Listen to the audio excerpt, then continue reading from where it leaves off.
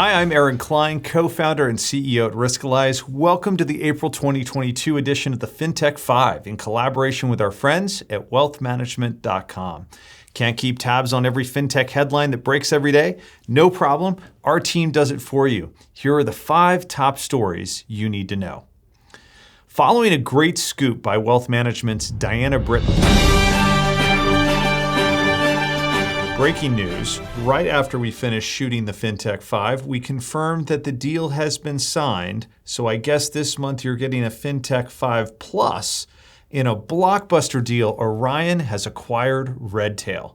The wealth management platform and TAMP provider focused on the RIA market has teamed up with the industry's leading CRM in a deal that massively expands the number of advisors Orion serves. Huge congratulations are in order for Redtail and Orion on today's announcement. I'm especially excited for Brian. To see his 19 years of hard work rewarded with this deal makes me so happy for my friend. From the Riskalyze perspective, I believe this deal will only strengthen the partnership between our firms. Redtail and Orion are 2 of our strongest and deepest integrations, and Eric, Brian, and I have committed to continue working together to serve our thousands of joint clients. We now return you to your regularly scheduled Fintech5 programming. Following a great scoop by Wealth Management's Diana Britton, Goldman Sachs shared new plans around their planned custodial offering, specifically that they won't be trying to serve every kind of advisor. Since announcing their acquisition of Folio Financial's clearing and custody technology in 2020, we've waited to hear more about the details of its custodial offering. After some twists and turns in their road, Diana's scoop is giving us all a better understanding of what advisors can expect. The Goldman focus is planned as a key segment of advisors, serving high net worth and ultra high net worth clients who particularly leverage structured notes and other products like that. Perhaps no surprise, as the Simon Structured Notes platform was a spin-off from Goldman and features a number of their products.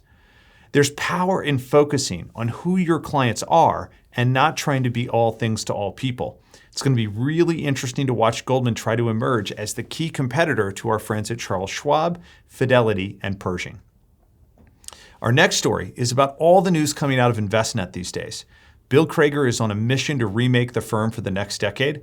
First, they've made official what has been unofficially true for some time. Headquarters is in the Philadelphia suburb of Berwyn, Pennsylvania, and is no longer Chicago. Second, private equity has been champing at the bit for the opportunity to take Envestnet private again. It's been 11 years since they went public, and every market-changing company reaches the point where some transformation needs to happen. It can be really tough to pull that off under the hot lights of the public markets. Envestnet has a huge number of assets. Look no further than Money Guide signing the monstrous deal to become the official financial planning software for Edward Jones. And if the reporting is true, this may be an incredible time for Bill Crager to take Envestnet private, make big changes to its business model, and re-enter the public markets in a few more years. It could be our industry's version of the Dell story, where a founder took his public company private, made big changes, and re-emerged as a vastly more successful and powerful firm than it ever was before. However this shapes up, I've got my money on the co-founder DNA that Bill Crager brings to the table. Now, the biggest knock on financial planning for many years has been complexity. After advisors spend all the time collecting and entering financial planning data for their clients, those complex financial situations take a lot of time and effort to review. RightCapital is taking a stab at making that easier with their new one-page financial plan called a Financial Plan Snapshot. Plans can only go so far as a client's ability to see and understand what you're delivering for them at a high level. It'll be really interesting to see how advisors and their clients respond to this new attempt at simplifying the complex. Charles Schwab has announced their new personalized indexing service is now available to both retail investors and RIAs.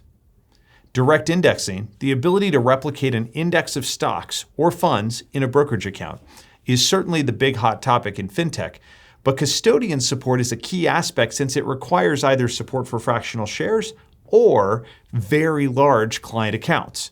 It's going to be fascinating to watch the custodians, wealth tech firms, and TAMP services all compete in different ways to provide this innovative new approach to customization and personalization for investors. Schwab is launching their service with only a $100,000 account minimum and 3 index-based strategies with the promise of more to come. And finally, we'll wrap up today's Fintech5 with a big hire from our friends at Carson Wealth. Bert White, one of the profession's most respected leaders, is joining Carson as managing partner and chief strategy officer. This comes after serving 14 years as managing director and chief investment officer at LPL Financial.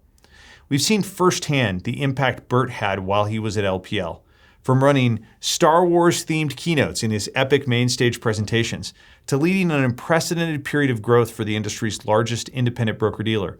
His leadership has done more for advisors and the industry than anyone can really describe. For Carson, this is a big win and a major addition to their team. It's going to be really exciting to see how Ron continues to grow his firm's impact on the industry in this next chapter. And there you have it. Those are the 5 big stories in Advisor FinTech right now. Check in again next month on wealthmanagement.com to stay up to date with all the news you need to know. I'm Aaron Klein, and we'll see you next month.